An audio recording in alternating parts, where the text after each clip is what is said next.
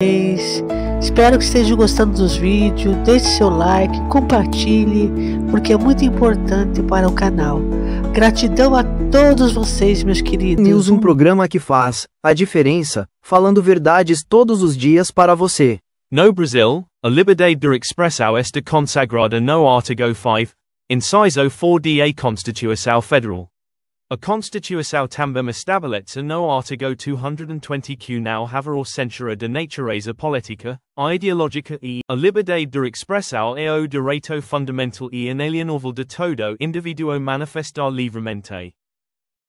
As manifestações, as suas ideias, opiniões, pensamentos e críticas, sem medo de censura. Tudo isso é garantido na Constituição do nosso país Brasil. Decisos de Alexander de Moraes Vilam Constituição.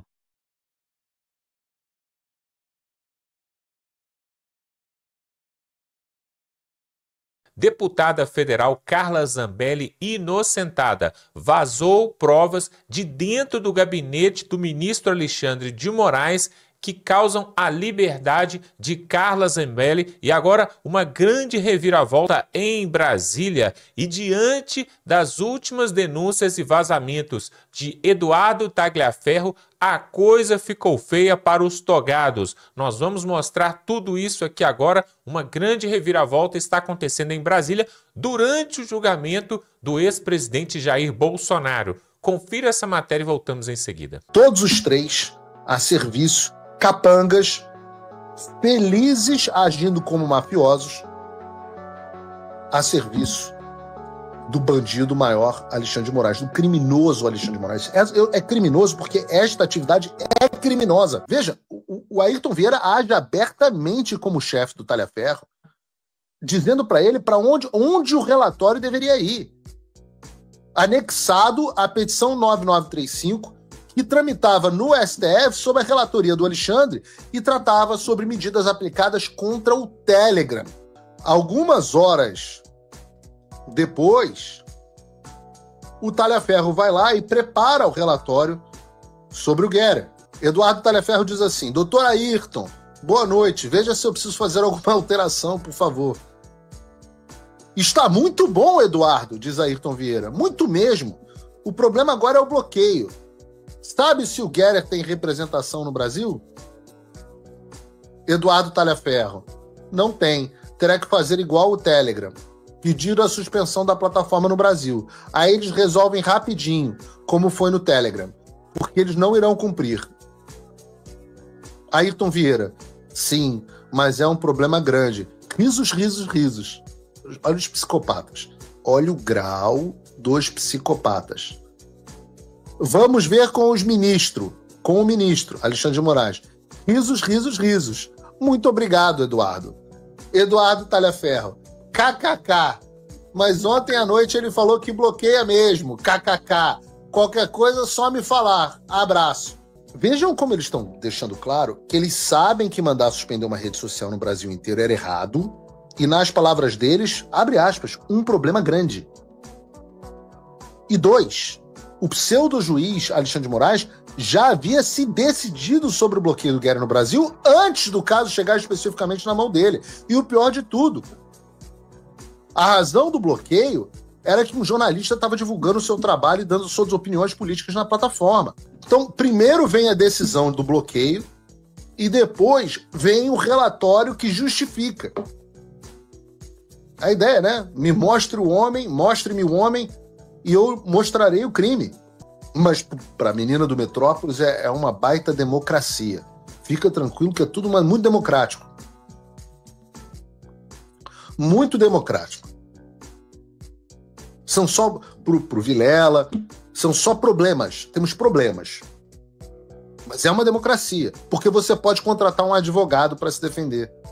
Se você não é jornalista do Metrópolis, eu peço para que você comente aqui no chat se vocês acham que isso é comportamento de juiz ou de mafioso. O que ocorreu, vocês já sabem, 4 dias depois, em 7 de outubro de 22, eu já não estava mais lá, o Guerra emitiu um comunicado informando ter recebido ordens do STF para bloquear os perfis, não só do Alan, mas também da Ludmila Lins Grilo. Ordens essas que, debaixo da caneta do mafioso, o Guerra cumpriu. Daí nós temos provavelmente um chat de grupo que tem a comemoração do Talhaferro e do Marco Antônio Vargas. Marco Antônio Vargas, que é um desembargador de São Paulo e era, na época, juiz auxiliar do Alexandre no TSE. Alexandre era presidente, lembra? TSE agora. Quer transformar sua experiência na cozinha? Chegou o kit de facas feitas de aço de carbono, que vai mudar a... O Talhaferro manda o link do comunicado e diz que deu certo, ao que o Marco Antônio Vargas reage com aplausos. O Talhaferro então afirma: agora podemos pegar os caras no Guerra. Pensaram que estavam impunes. Olha, os caras comemorando a utilização de táticas ilegais de pressão contra uma empresa americana para censurar pessoas que também estavam aonde? Na jurisdição dos Estados Unidos. O que o Eduardo Talhaferro está fazendo é comemorar a utilização de táticas mafiosas contra um ex-assessor do Donald Trump, agindo dentro da jurisdição americana. Como que vocês acham que isso vai soar na investigação da seção 301 contra o Brasil?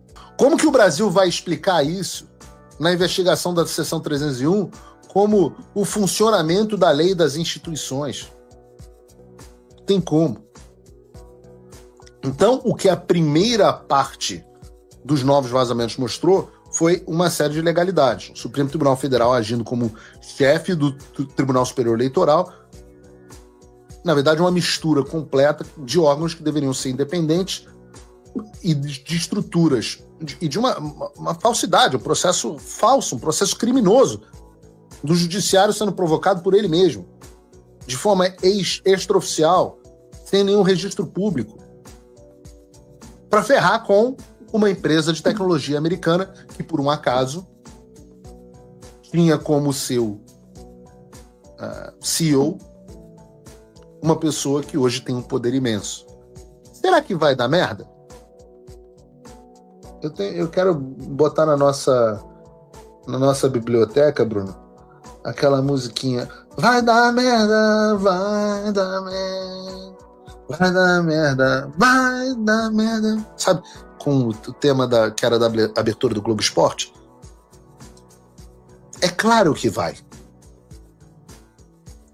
E já seria ruim o suficiente se a gente parasse por aqui, mas não foi só isso que o novo capítulo da Vaza Toga mostrou. O que foi revelado também foi que esse mesmo gabinete paralelo e criminoso do sancionado por violação de direitos humanos Alexandre de Moraes, eles também perseguiram ativamente a deputada federal em exílio e presa hoje na Itália, Carla Zambelli. Em uma troca de mensagem no dia 10 de outubro, o Eduardo Talhaferro compartilhou em um grupo de WhatsApp com o Marco Antônio Vargas e Ayrton Vieira um vídeo publicado pela Carla Zambelli no Facebook. Esse vídeo já não está mais disponível na internet, então nós não temos como saber qual é o conteúdo dele, mas nós sabemos como os integrantes do gabinete paralelo do Alexandre de Moraes reagiram. Eduardo Talhaferro diz assim: olhem isso, ela está pegando pesado agora. E aí tem o link do vídeo. Por segurança, preservei a prova com o Verifact.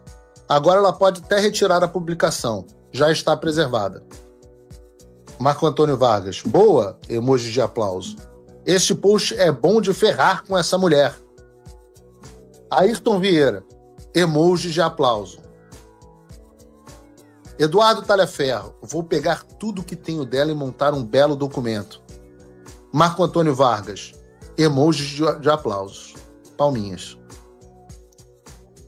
Esse é o diálogo entre dois integrantes do TSE, né? Um juiz auxiliar no Tribunal Superior Eleitoral, supostamente um desembargador, e o outro um integrante, e o outro chefe do escritório de assessoria especial de enfrentamento à desinformação, e o outro juiz instrutor no Supremo Tribunal Federal.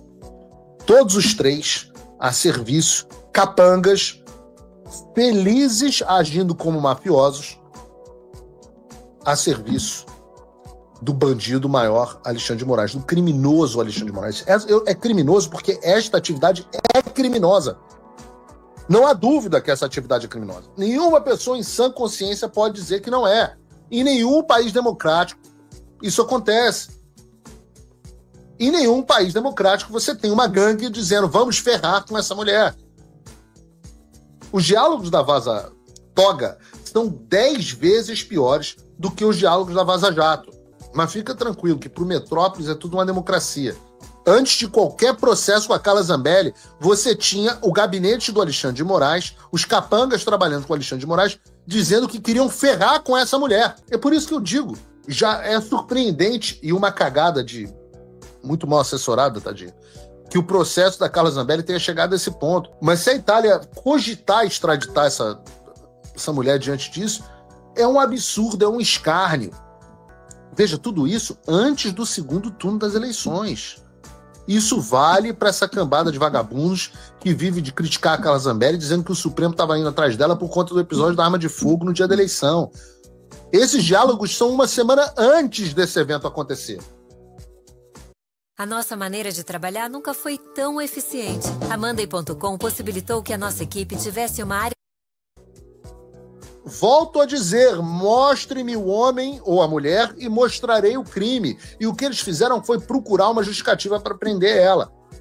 Claro, ela deu uma baita de uma justificativa, deu um mole gigantesco. Mas a decisão... Não sejam inocentes de achar que foi por conta disso. Pois é, essas denúncias que estão sendo feitas ali agora, no Senado Federal e na Câmara, onde Eduardo Tagliaferro, que também está na Itália, exilado, fugido, devido à perseguição também do ministro Alexandre de Moraes, todo esse vazamento só confirma de que toda essa trama golpista e esses acusados que estão sendo julgados ali em Brasília no próprio STF não cometeram crime algum, assim também como Carla Zambelli, que é vítima de perseguição porque ela foi a deputada federal mulher mais votada do Brasil nas últimas eleições que tivemos para deputado federal, para presidente, para governador. Carla Zambelli deu um show ali nas eleições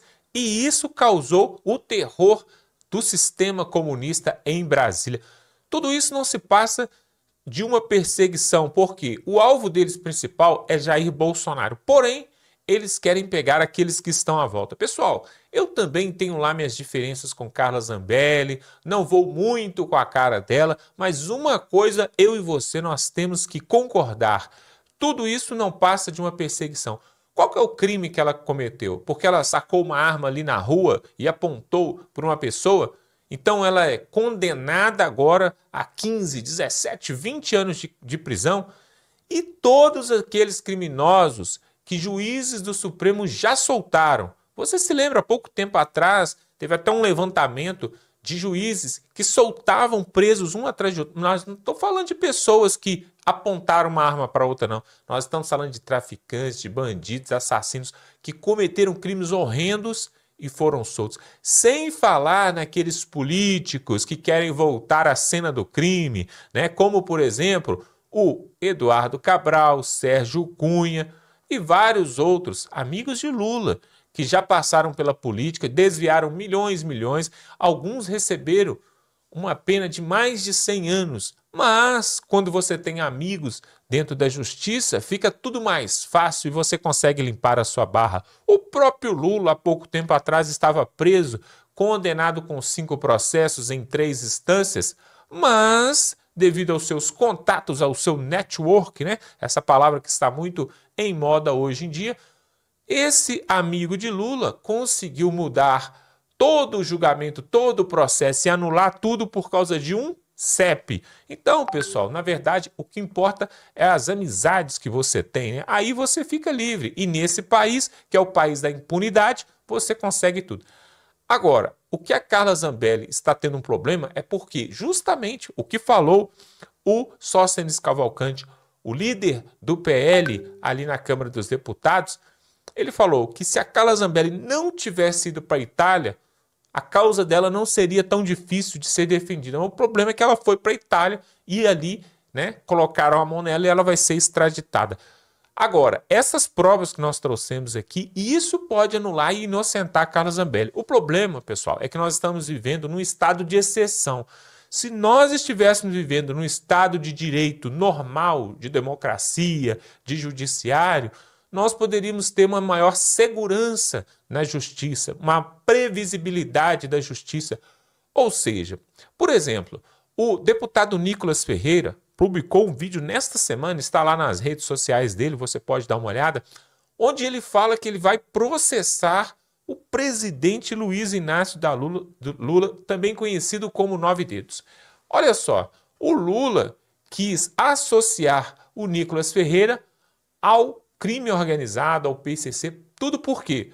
Por causa daquele vídeo do Pix que o Nicolas fez, um vídeo que bateu mais de 300 milhões de visualizações. O Lula deu uma declaração, uma entrevista ali na Rádio Itatiaia de Minas Gerais e falou abertamente para todo mundo que o Nicolas Ferreira teria envolvimento com crime organizado.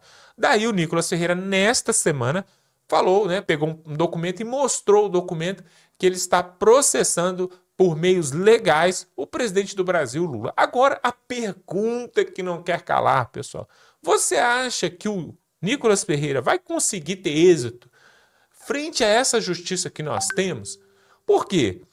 O presidente Lula, ele não é um cidadão comum. Ele está no executivo, no poder executivo. Ou seja, os processos contra ele vão para a terceira instância. E quem está lá são os amigos dele. E aí, pessoal, esse é o problema do Brasil. Na verdade, eu tenho falado isso aqui, vou repetir, o PT pode ter todos os defeitos, a esquerda tem todos os defeitos que você quiser colocar. Você que é conservador, você que é de centro, você que tem a cabeça no lugar. Você há de convir comigo. Eles podem ter todos os defeitos, mas uma coisa eles fazem: planejamento para longo prazo. E foi isso que o PT fez, colocando amigos no judiciário e que estão cercando e dando o aval, a chancela para eles continuarem no poder. O plano é perfeito, pessoal. Ao longo dos seus mandatos, seus 3 mandatos do Lula e 2 mandatos da Dilma, eles foram colocando juízes ali no Supremo, e não só no Supremo, hein? Mas no Tribunal de Justiça, no Tribunal do Trabalho, desembargador e vários outros cargos. E toda essa teia de aranha de amigos, comparsas, companheiros, sustentam os petistas no poder até hoje. Se você não conseguir enxergar e entender isso aqui que eu estou te falando, pelo amor de Deus, pessoal, então você não vai entender mais nada. E é isso, exatamente isso, que a direita não faz. A direita não planeja. A direita vai nas ruas, faz manifestação, coloca lá 1 milhão de pessoas na Avenida Paulista. Mas e na hora de planejar, de colocar no papel e falar, nós vamos fazer assim, assim, assim, nós vamos colocar número X de senadores lá no Senado Federal, porque aí nós vamos conseguir eleger um presidente do Senado Federal, que seja de direita, conservador, e esse presidente de direita conservador vai colocar em pauta os pedidos de impeachment do Supremo Tribunal dos Ministros. Cadê esse planejamento da direita para fazer isso? Enquanto, pessoal, para terminar esse vídeo, olha só, presta bastante atenção nisso que eu vou falar. Talvez Alexandre de Moraes também. O governo norte-americano acabou de mandar um pedido para que sejam esclarecidos alguns pontos sobre a ajuda que está sendo dada ao ministro do Supremo, Alexandre de Moraes, o que pode ocasionar, de certa forma, uma pressão muito grande contra o sistema brasileiro. Vocês vão entender um pouquinho sobre isso aqui. Também vamos falar do desespero da Globo, da ação que o PT já está movendo no STF e da reviravolta que aconteceu de uma hora para outra sobre a questão da anistia. Mas beleza, pessoal, antes de mais nada, peço a você quer ficar bem informado, não esqueça de se inscrever, curtir, compartilhar, isso ajuda bastante. Outra questão, sempre é importante você ter um plano B, uma espécie de um seguro. Então, amigo, eu te aconselho, tenha um plano B. Tá? Leva a droga para os Estados Unidos? Vai. Viu os americanos? E aí todo mundo esperava que o Trump ia falar: ô amigo, para aí, quero conversar. Não, ele já tacou, foi uma porretada de um míssil logo, já matou 11 de uma vez só, e o recado foi claro. Você é traficante, bandido, leva droga para os Estados Unidos? Vai parar no fundo do mar com um pedaço de cimento, né? Um sapato de cimento. É isso que o Trump mandou de recado. Agora, o Trump falou: vai continuar. Qualquer um que passar perto da gente vai levar bala se tiver traficando drogas. Matéria do Paulo Figueiredo Show. O Washington comunicou que intensificará as ações militares nas proximidades da Venezuela. A declaração veio acompanhada de um alerta direto ao regime de Nicolás Maduro. A ampliação das operações inclui a presença naval e manobras com aliados. Os Estados Unidos justificam a medida com respostas e ameaças e movimentações do governo chavista. Matéria publicada há 31 minutos atrás do Paulo Figueiredo. O secretário de Defesa dos Estados Unidos, ele mandou a real para o Maduro, já chegou ameaçando o Maduro também. Falou o seguinte, ó, qualquer coisa que passar nas águas internacionais com droga é pau, é tiro. Secretário de Defesa dos Estados Unidos ameaça Maduro após ataque militar a barco. O secretário de Defesa dos Estados Unidos, que é o Pete Hegseth, ele fez ameaças e acusou novamente o presidente venezuelano Nicolás Maduro de estar envolvido no tráfico e ser o chefe de um narco-estado. O ChatGPT Plus custa R$120 por mês. E esse é mais ou menos o preço das outras IAs pagas. Mentiu, gente? Claro que não. A declaração foi feita nesta quarta-feira durante uma entrevista ao canal Fox News, após as Forças Armadas norte-americanas atacarem um barco que supostamente estaria carregado de drogas. Os navios de guerra foram enviados em direção às costas litorâneas da Venezuela após os Estados Unidos classificarem Maduro como chefe do cartel de drogas de Los Soles e aumentaram a recompensa por sua prisão para 50 milhões. Hegseth afirmou que o líder venezuelano pediu ajuda à China depois das ameaças e foi questionado sobre a relação do país oriental com a Venezuela, se isso preocupa os Estados Unidos. E ele respondeu o seguinte, fica aqui a resposta para vocês. A única pessoa que deveria estar preocupado é Nicolás Maduro, que atua como um chefe de um narco-estado, não eleito e indiciado, com recompensa de 50 milhões de dólares pelos Estados Unidos. Sabemos que ele está envolvido em tipos de tráfico de drogas que afetam diretamente o povo americano. Então a China ou outros países vão dizer certas coisas, e isso é prerrogativa deles. Mas deixou muito claro que isso não preocupa ele, né? O ataque da Força Naval com mísseis guiados aconteceu na região costeira do sul do Caribe e culminou na morte de 11 pessoas. São pessoas, tá? Que o governo Trump afirma serem narcotraficantes da facção Trem de Aragua. Recentemente, a tensão entre Estados Unidos e Venezuela tem escalado após a confirmação do envio de mais de 4.500 militares em transportes navais rumo às costas venezuelanas para conter cartéis de drogas. A narrativa vai ser a mesma que a esquerda sempre utilizou. O que eles querem fazer? Olha, o Trump é malvadão. Olha, o Trump, ele é um genocida. Ele está matando cidadãos civis. Agora, a mídia chama os traficantes de pessoas, né? Pessoas jovens, trabalhadores. Daqui a pouco são pescadores. E aí o Donald Trump está ameaçando civis e matando civis. E aí daqui a pouco pedem a condenação do Donald Trump na ONU. Ela aconteceu sem que houvesse um trabalho prévio de investigação com base apenas na reportagem jornalística e também que teria havido adulteração no documento, botaram uma data retroativa no relatório para dizer que havia investigação antes? Teve isso? Exatamente. Se você olhar o relatório, está assinado com feito no dia 18, em cima, no topo. Foi até um erro meu que eles não perceberam. No cabeçalho do documento está 18/8/2022 e embaixo eu assinei com 22 de agosto de 2022. Só que o relatório, no seu metadados, é possível identificar que ele foi produzido posterior a isso. Bem posterior a isso. E esse metadado que permite essa identificação, o senhor enviou ele para alguma autoridade investigar? Esse metadados ele foi encaminhado para o Senado, para que o Senado pudesse avaliar isso, não só o metadados que eu extraí, os hashes que eu extraí, como todo o material, para que pudesse ser avaliado por quem quiser, porque eu tenho garantia de que isso foi feito de forma correta e eu, como perito, tinha a obrigação de preservar isso.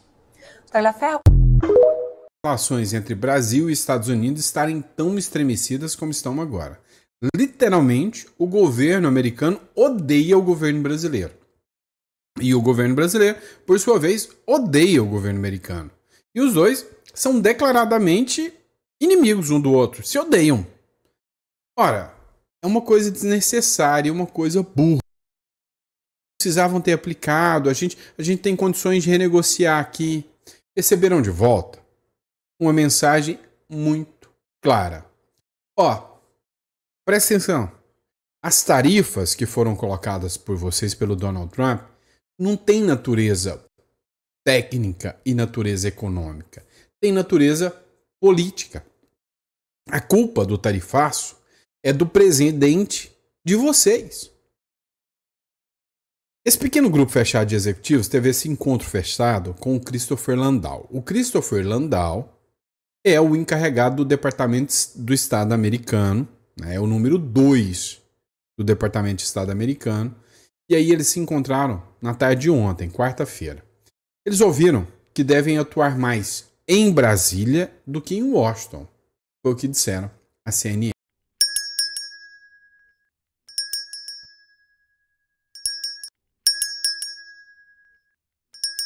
Você já pensou como fazer